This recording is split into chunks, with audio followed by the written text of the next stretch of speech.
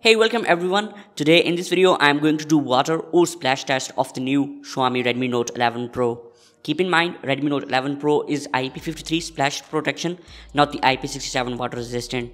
So take this test as fun and don't try it at home.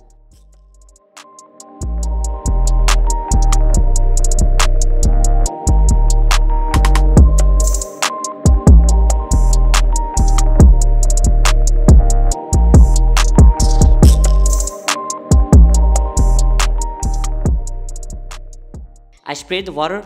Now let's check out its camera. And here I took these samples after this test.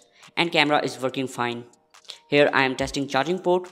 And it's also working fine. So this was the water test of the Redmi Note 11 Pro. If you found this video helpful, then please like it and subscribe to my channel. See you in next video. Take care. Peace for all.